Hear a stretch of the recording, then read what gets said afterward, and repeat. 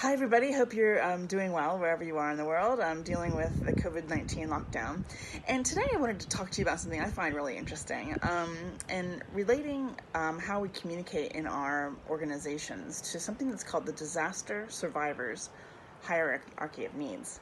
Now, this is something that's based on Maslow's hierarchy of needs and something that was developed by a professor in America called Dr. Karen Jordan from the University of Akron. So I can't, I don't take any credit for it, but it's something that if you've ever worked in a disaster, you've probably run across it at some point. So if you remember the Maslow's hierarchy of needs, is that triangle diagram that we're probably all pretty familiar with, and it's about how if you are a very vulnerable person in society, a very poor person in society, at the bottom of that pyramid, the only thing you're thinking about on a daily basis is what food am I going to get, where can I get water, where can I get shelter.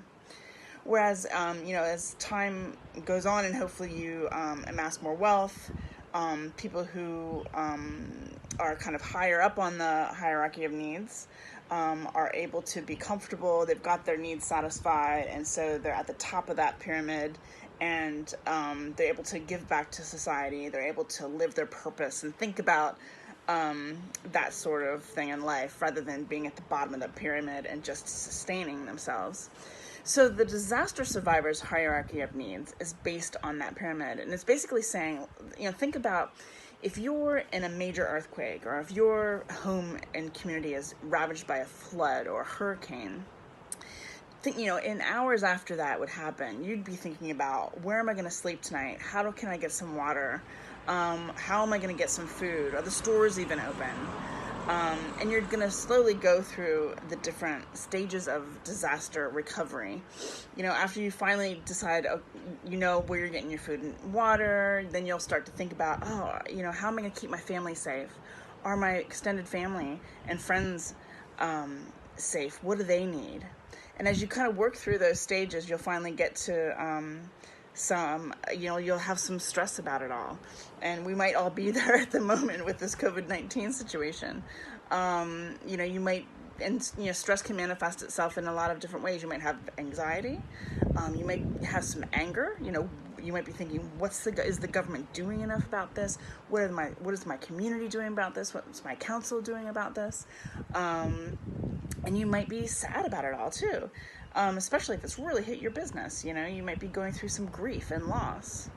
But eventually, at the top of that disaster survivor hierarchy of needs, we have to, don't we, adjust to a new normal. You'll be thinking about, what is business as usual now? You'll have to innovate and do things differently. So I guess the reason I bring this up is that it's important to understand when you're talking to someone, whether it's a staff member, a customer, where are they in that survivor's hierarchy of needs? Are they still at the bottom? If you're talking to a staff member and trying to get them to be a productive work at home person, are they having issues with the children? Is it really tough for them to work at home? Are they unable to go out into the grocery store as much as they need to? Are they still surviving? Are they still at the bottom of that pyramid? Well, then you need to talk to them much differently than you would to a staff member who's used to working at home, absolutely loves it, really great with technology, no kids in the background. It's a much different way of communicating with them. And, when you have customers, again, you need to be thinking, where are they? If you have a customer in China, if you have a customer in New York City, they're going to be in much different stages of that disaster survivors hierarchy of needs, and that will affect the way you communicate with them. Remember last week in my video, I talked about how, this is not the time to be doing some big, huge marketing campaign about your business. If we see that, we kind of cringe, don't we? And that's because we aren't yet processing our way through that entire hierarchy. It will come a time, but it'll be a bit down the line from now.